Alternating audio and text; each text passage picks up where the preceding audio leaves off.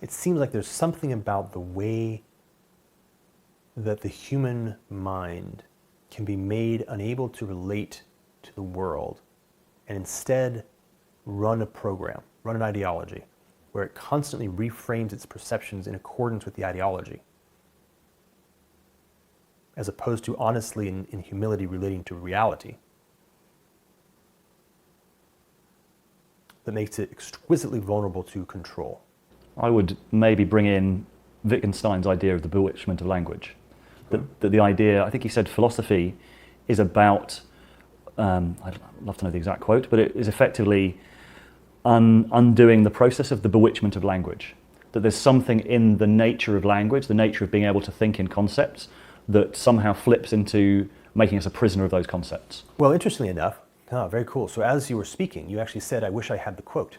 And that's the bewitchment of language, which is to think that the exact specification of the actual sounds is the thing, but it's not. It's the essence of what he was trying to say. And so to convey the essence is the thing that we actually want. Did I get that? Yes, you did, which is why it was so interesting. Like it popped in. I actually initially was struggling with the actual words, and then I realized that what I really just needed to do was to listen. It was trying to express itself through the words. I think this is I think that's like a big idea that's not, like imagine that I'm not very good at expressing myself. And also imagine that I'm trying to express something which is both deep and important. Well, either you're just going to have to ignore me, right, and just move on, because I'm not going to be able to give it to you whole cloth in sort of perfectly wrapped magical material. Or we're going to have to fucking work together. We're going to have to both identify and recognize there's something here that maybe I have some piece of, and if you can sense it at all, that means you have a piece of it too. So now we're endeavoring collectively to kind of get a size of this thing. It's the the blind men and the elephant, except in this case, maybe you're seeing it and I'm hearing it.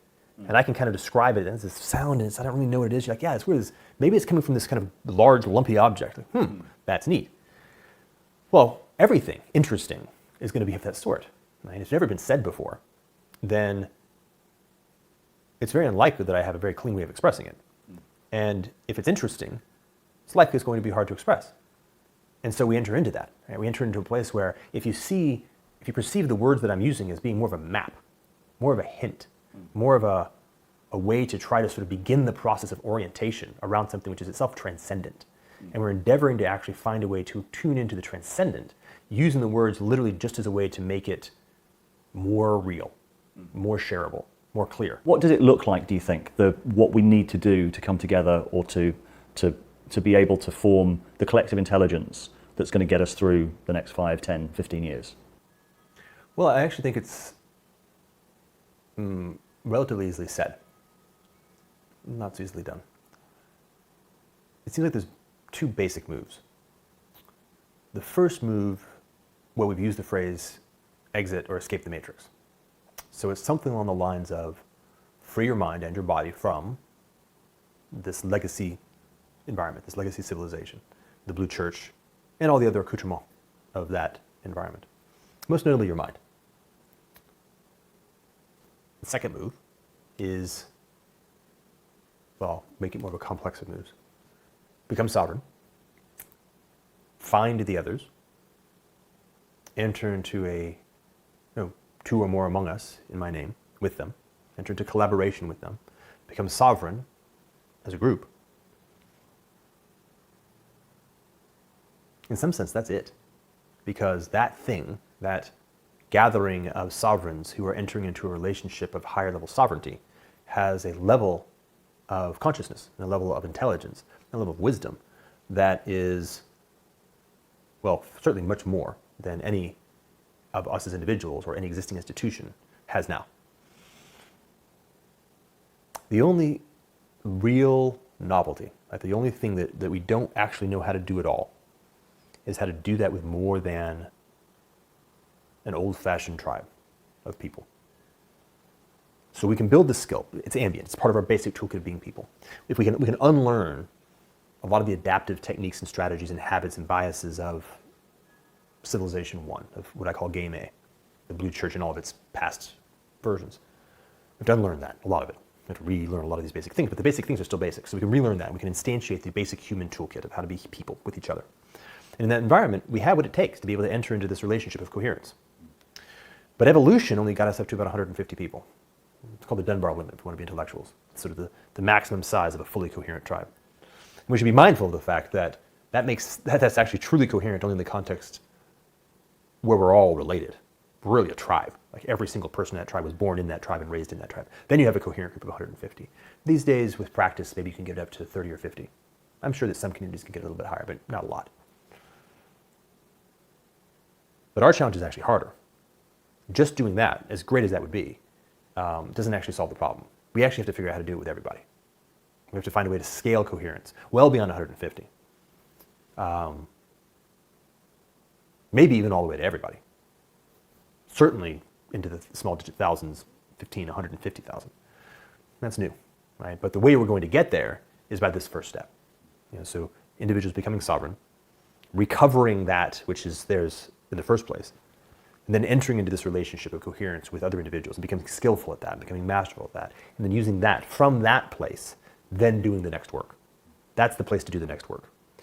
What I find most problematic, painful, and distressing is when people try to do it from the old place. It won't work. It can't work. That style of thinking and that style of coordination, of working together, it's just the wrong tool for the job. There's sort of what's coming through for me is a sort of sense of trusting the field. And it's very difficult to sort of express this in a way that doesn't feel sort of not crunchy enough for kind of game A type people. But the sense is if we are able to come together in that space, then the right answers by definition will come up, because that's the nature of creativity, that's the nature of consciousness, that's the nature of getting out of our own way enough for the right things to arise. Well, I don't feel that I have to go. That sounded to me like it was teleological. And it may be. I think the point here is that I don't know. I don't think anybody knows. I think it's not the kind of thing that you can know. But I don't feel like I need to, because the only thing that you can really endeavor to do is the best that you can do. It may be that it's not enough. It may be that we do not have it in us to make it through this. But this is the way that we can do the best that we can do. And so if it is there, if the answer is to be found, this is the way to find it. And to feel that it is a meaningful endeavor to do so. So that even if the answer isn't there, our effort was meaningful. How does this link to sovereignty? So we're dealing with a word, a sound, and I want to actually put that in your mind first. We're dealing with a sound, sovereignty, which, by the way, if your mind is the kind of mind that knows how to speak language, is going to interpret that as a word. And then, if it uses words and associates them with meaning, it's going to download a whole schema of meaning. Notice that it doesn't have to. You could just choose to listen to it as a sound. The reason why I'm saying that is that it's very important in the context of sovereignty to be able to actually take responsibility for all of these steps. Because in a conversation with somebody, they may utter a sound that you goddamn think means something specific, and they may mean something completely different. And if you can't actually be able to slow down and say, hold on, wait a minute, I thought you said this, as opposed to getting into an argument about what you for sure know they said, be able to actually slow down and say, wait, there's something's off. I'm not quite sure where it is. Let's back up a bit. Oh, when you used the word, the sound, you uttered the sound sovereignty, it seems like you may have meant something different than what John Locke was writing about, or what the folks in Montana keep carrying on about. Well, what do you mean by that? So let me describe what I mean by it.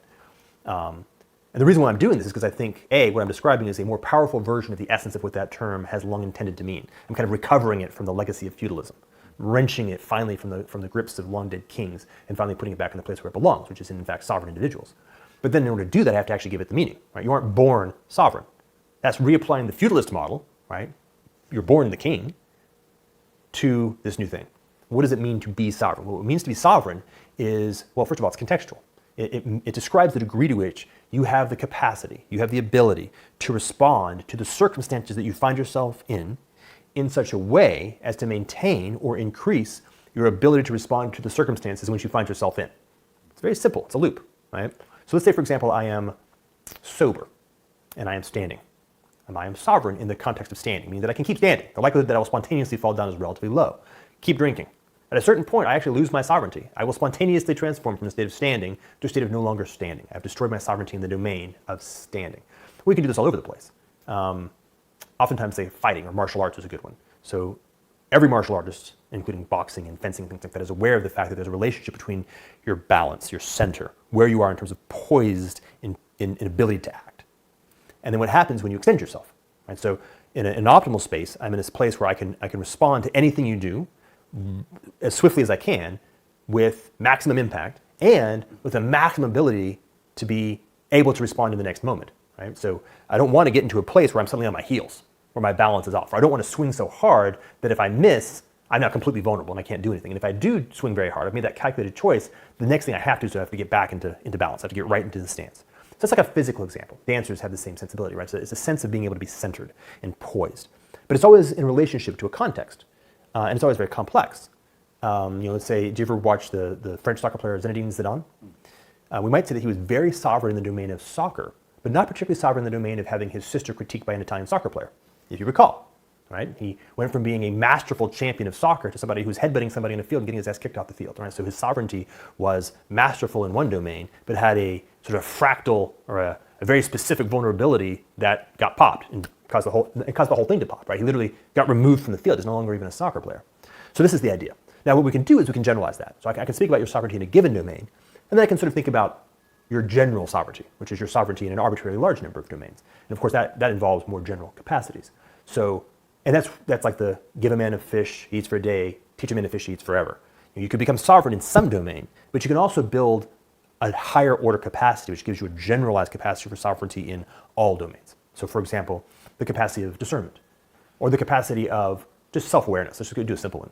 Knowing what your emotional state is, being able to be conscious of your emotional state is a general purpose, always useful ingredient of any form of sovereignty. And if you know that your opponent is goading you and it's making you angry and that's taking you out of your game, well, that at least gives you the ability to maybe choose not to be so angry and not be out of your game.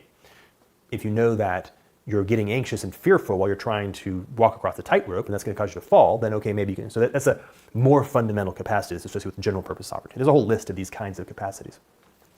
So let me hold that for a second and come back. So now we have a basic idea of what sovereignty means in this context, the way that I'm trying to use it. Now what I want to say is that the reason why that concept is so powerful and important is that sovereignty is what is necessary to be able to play a role in this new emergent sense-making fabric. Right? Remember in the broadcast model, you had to be sort of a very high quality computer. In this new model, you have to be sovereign. And the more sovereign you are, the more effectively you can actually play a role in this thing. Because the more capacity you have to receive from the world, to process it in a way that is responsible, that you can actually respond to it with the fullest aspect of what it is you have to bear to it. You're not merely, it's not knocking you out of balance. And you have the ability to choose the best choice that you can make, whatever it happens to be. It may be that you haven't got any choices, but you can choose the best choice. And then you can send that best choice out with the highest degree of skillfulness that you can bring out. So now you've got an ability to listen, an ability to discern and sense, and then your ability to express. Right? And if you have these three aspects in a symmetric relationship and in a sovereign container so that they're able to be integrous against various forms of challenge, which can be all kinds of things. Like one thing that might overwhelm your sovereignty is just the velocity of input. If you hook yourself up to social media and just like scroll through Facebook for 10 hours, you're probably overwhelming your sovereignty. Most people's brains can't handle that much dopamine and serotonin and nonsense. Others are actually even more simple. If you haven't been eating at all for the past 10 hours, you're likely breaking your sovereignty. Right? Your body needs fuel to operate, to be able to operate effectively. So religion, and to some extent also spirituality, building practices that are able to support an increase in individual sovereignty, so as to be able to enter into relationships with others, so as to increase your collaborative sovereignty. These are properly spiritual and religious domains. So now we're actually reinvigorating the whole notion of religion. We're using a more fundamental definition. I guess this is the big paradox for me about meaningful collaboration can only happen from a point of deep individual sovereignty. To really connect with someone else can only come from a place of being fully resourced in myself. Well, you use the word deep. So as long as you use the word deep, I completely agree. And we can have meaningful collaboration even when we're both in reasonably poor sovereignty. It's just we just got lucky, or it hit us in a place that was most needful. Right? It may be that the thing that our collaboration did is gave rise to how to increase our sovereignty. But for sure, if we want to use collaboration reliably, and if we want to go really deep, this is now conditioned on a depth of sovereignty and a depth of skillfulness in listening, having discernment, and then expressing clearly. Right? So the capacity to be present to what's happening without allowing yourself to be moved out of your skillfulness And then the actual skillfulness to be able to deal with that situation well are what needs to happen. And again, we can talk about this in particular domains, like maybe in, say, computer science, as a programmer. But in this new world, things aren't simple. You aren't a computer programmer. You may be playing the role of computer programmer for 15 minutes, but then you're also doing all kinds of things constantly. It's constantly flowing and rejiggering, and maybe actually I had a very interesting person write me a message yesterday about decentralized autonomous organizations, noticing that to be able to deal with these things and design them, you had to sort of somehow be a sociologist, an anthropologist, an economist, and a computer scientist simultaneously. It's like, yeah, it's a really good example. And by the way, that will be a spontaneous emergence of a particular cluster of capacities that might be the thing that you're doing for the next 3 or 4 hours, and then you're going to shift, and now you're going to be in a relationship with another person and or making food, right? And of course, we know that we do that now, but we do that now in these weird kind of like disciplinary blocks. In the future, these things, and not even in the future, in the present, these things are flowing, and they're mutating very, very rapidly. We're just in a world of faster change and more fluidity. So in this world of faster change and more fluidity, your sovereignty and your skillfulness need to be based on the most invariant things. So you can't just have, say, skillfulness in computer programming, which is like give a man a fish. You need to have skillfulness in learning, or even having skillfulness on the basis of how one becomes having a high capacity of being able to learn. Right? So it's the deep basis. If you build a deep basis of sovereignty and a deep basis of mastery, then you're fully prepared to participate in any form of collaboration, in any context. And now things get very powerful, because let's say you find yourself with a group of 10 people you've never met before in a space that you don't understand. Seems odd now, but in the future we're going to see that a lot. Well, what do? Well, all you do is you each as an individual figure out how to get fully clear on your own sovereignty and whatever things you do to be able to really, okay, I'm calling this up. I need to be fully sovereign. Like, martial arts, you get in a fighting stance. And then you start from nothing with each other. You know for sure that you don't yet know anything. So you begin to play experimentally. You try different things. And if you're all skillful, if you all are aware of how this works, and you're all sovereign. So I say something to you that to a blue church snowflake would trigger them out of their mind, but you're sovereign. So you're aware of the fact that we're right now in a space of experimentation and playfulness, which doesn't mean necessarily that you're allowing me to abuse you. What it means is that you're listening and you're able to discern and you're able to be aware, wait a minute, he's actually abusing me. Clearly, you actually are able to have perception on that, and you can maybe respond to that. Say, hey, wait a minute, I think we just moved into a weird space. What's going on here? And you can actually address it effectively, clearly, call it out in a way that allows me to realize, whoa, you're right, I was actually out of my sovereignty there, and bring it back in. And that, of course, is crucial. I'm going to call this coherence. So coherence is when people are able to enter into a relationship where they basically begin to form an emergent whole, has emergent properties that's greater than the individuals involved, greater than the sum of the parts. And to achieve coherence, first and foremost, requires both sovereignty and awareness of sovereignty. I mean, you have it and you're aware of where you are, and a continual consciousness of recognizing that you have to maintain a certain level of sovereignty to be able to enter into coherence at all. And that being in coherence has the highest intelligence, has the highest capacity to perceive and respond to whatever's going on. So you prioritize that. So first, am I in sovereignty? Yes. Okay, cool. Now are we in coherence? Yes. Okay, cool. Now let's start trying to do something. If not, if something's out of coherence, okay, how do we get back in coherence? Oh, is it because I'm out of sovereignty? Okay, let me get back into sovereignty and kind of building back up. What are the practices or techniques to build sovereignty? Let me do it in terms of sort of dimensions, because we can simplify a bunch of pieces. There's the body, and the body is the basis of sovereignty. So, and it's kind of simple. Like imagine a 2-year-old who is cranky is not sovereign. You can actually think of your body as your little 2-year-old. So you have to learn how to take care of yourself, how to parent yourself at the level of the body. So learn how to make good food choices. Learn when you're dehydrated. I mean, it's amazing how often people are dehydrated and how confused they are by the fact that they are in fact unable to think clearly and have clean emotions when they're dehydrated. It's not confusing. Your body, it's a core metabolic necessity. Tired. Are you tired? Right? I mean, all these very basic things. Like it's silly, but almost everybody gets it wrong almost all the time. So learn how to parent yourself at the level of the body.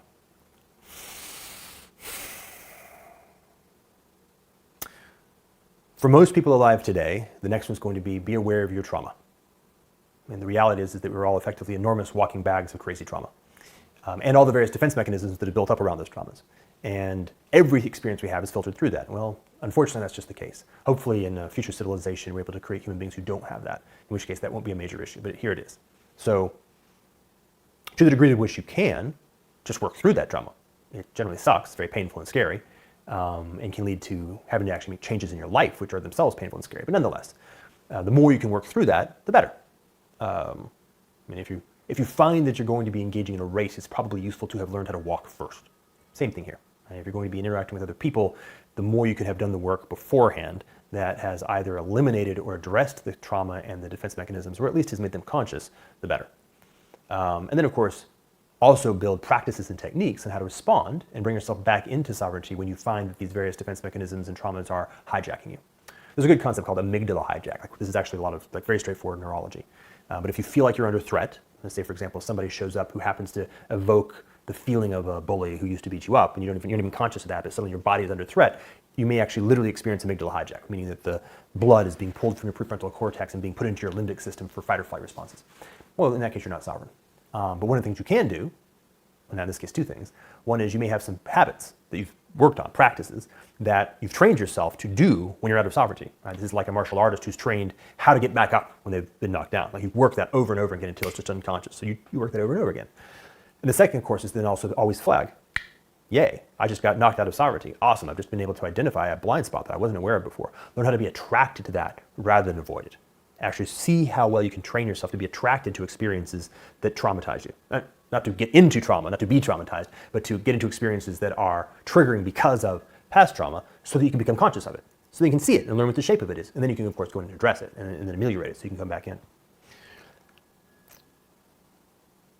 The next level is psychological and cognitive. So at the psychological level, if you're still a computer, right, if you're still running the simulator of thinking rather than thinking itself, one, be aware of that, notice the difference between them, and begin the process of trying to figure out how to rebuild for yourself your capacity to think. Now, the good news is that's ambient, right? That's how we're born. Fortunately, human beings are, broadly speaking, born with a natural seeking and exploring, creative thinking capacity. It is beaten out of us. It is not natural. And so, to the degree to which you begin relearning that, and we can double click on that if you'd like, then you're moving into a space of being able to think. And this includes things like not thinking you know the answer, not thinking you understand somebody, not using the process of communication to achieve power or dominance over someone else. This also oftentimes will show up as, for example, willful misinterpretation or self-righteousness. And these are all sort of characteristics of what not thinking looks and feels like. Thinking looks and feels like curiosity. It feels like, well, humility. It feels like slowing down. It feels like having a habit of responding to confusion by slowing down and being more careful, as opposed to speeding up and skipping over it.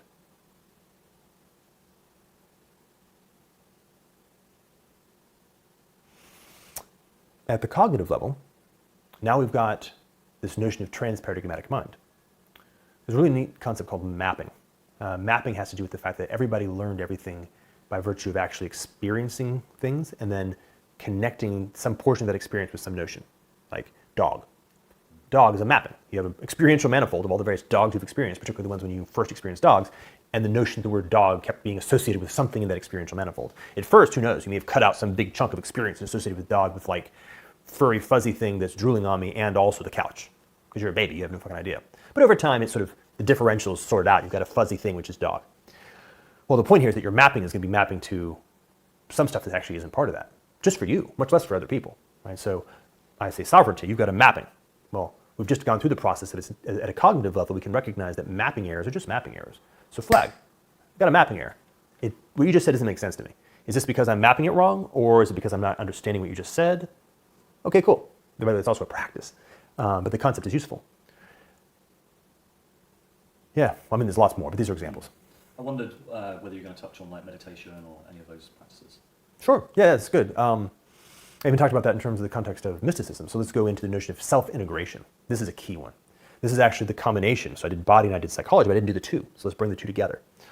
Meditation is the becoming exquisitely aware of awareness, right? Of how it is that you show up as self, absent all other things, and its relationship with mind. Right? So one of the aspects of meditation is learning how to separate mind from self, learning how to separate thinking, or really it's actually the computer mind, the programmatic mind, from that thing which actually is the origin of deeper thinking.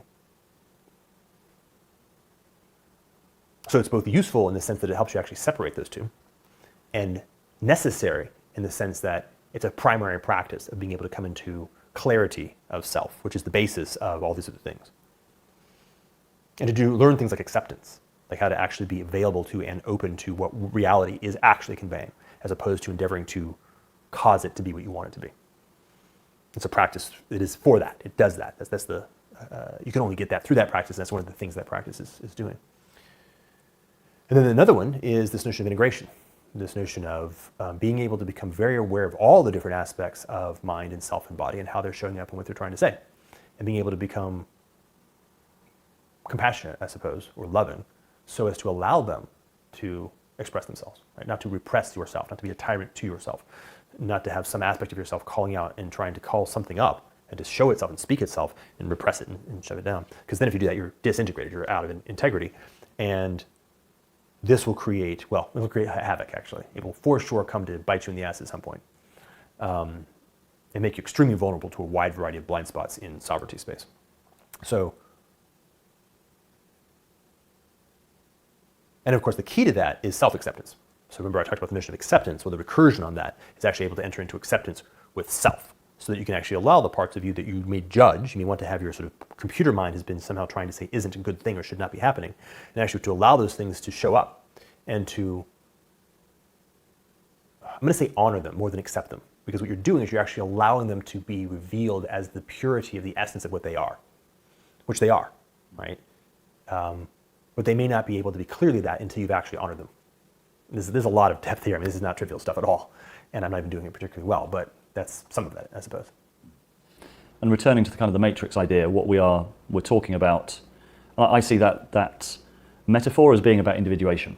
Ultimately, it's all about individuation. It's like, how do you escape the traps of ideology? How do you escape the traps of your thought running down conceptual lines, because that's what we're used to, and becoming truly ourselves, which is what you were talking about with sovereignty. And that for me is kind of the framework of the matrix, I guess. If what we're talking about is escaping from that, it is the process of individuation. Okay. So the word individuation there feels confusing to me. Probably because I have I'm from Texas, so I have a meaningful connection to more libertarian sensibilities. So when I hear it, I map it more in the direction of that which stands opposed to communitarianism. So more like individualism as opposed to individuation. But then I notice as you're saying that I also have an awareness of it in the context of child development, right? That a child, as teenagers, adolescents are individuating, which is that they are discovering who they are by virtue of themselves, for themselves, and becoming capable of being responsible. Does that sound like what you're referring to? Yeah.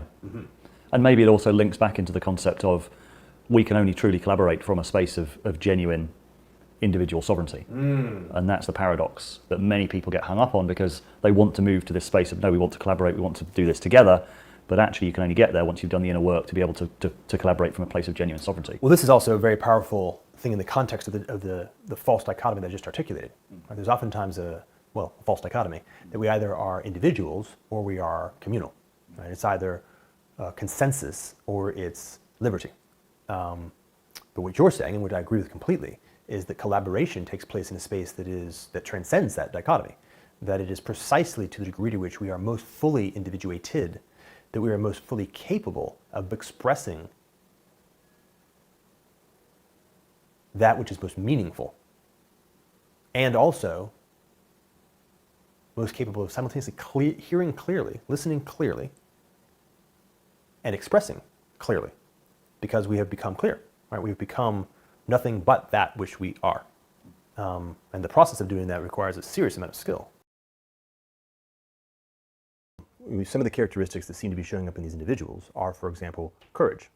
Yes. They have the archetypal virtue of courage, which is sort of notably absent from our Yeah, there was someone asked me environment. like why I even made some music with Peterson in the first place, or what I liked about him, and the first thing that came to mind was courage, was bravery, was someone standing up for something, whatever that is, in the face of And you can imagine that at like a deep level, like in our bones, or even in our like reproductive organs, the part of us that has been all about how the hell do tribes survive, has a deep sense of when there is no courage, we're probably fucked. So when we feel an absence of courage, and then courage shows up, we're like, okay, whatever that is, it needs to happen, right? And so that's one piece. And then the other piece that we also see is, well, I guess I'm going to break this into two.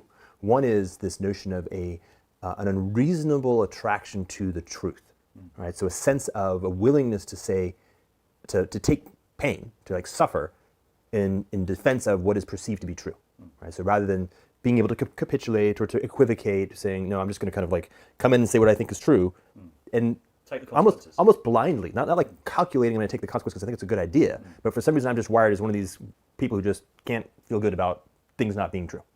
And then the other aspect over here is something about stepping out, like a bigger picture, like zooming out and taking a look at things that are not right in front of us and trying to say like, wait a minute, something's going on. And again, like if you think about this in terms of just straight evolution, you can imagine that there's a situation where we've been encamped in a valley for a long time, and it's worked out. We've got a good way of being. But we're noticing, for example, that maybe the hunt isn't producing as well as it used to, or the watering hole seems to be getting drier every couple of years. And most people still are just kind of like, that's not their thing. Right? They're just focused on what's going on. But a couple of folks, they step back. They're like, wait a minute, what's that mean? Like, what's happening here? And suddenly they're like, whoa, hold on, guys, we may have to leave. Now, leaving the valley is dangerous as shit, right? Going from where you are, where things work, and you understand what's happening to a new place is a really bad idea. So it's not going to be well received, which is why it takes a certain kind of courage to be willing to step up and say it. But because we've had to do that a lot to be humans, and humans more than any other animal, right? We're the only animal that has in fact designed the ability to get up from a whole niche, like to leave the African savanna and migrate to the Arctic. We're the only animal that has to have some system that's able to detect when it's time to do that. All right. So then this is the ability to step back and try to figure out, like, okay, what is the basis that we can actually use to perceive a bigger picture that allows us to make good choices in an environment where something is wrong, and it's going to be very subtle. Like you can't name it very well if it's at the mythopoetic layer. So maybe that's what I think, is that that's what's happening. It's showing up.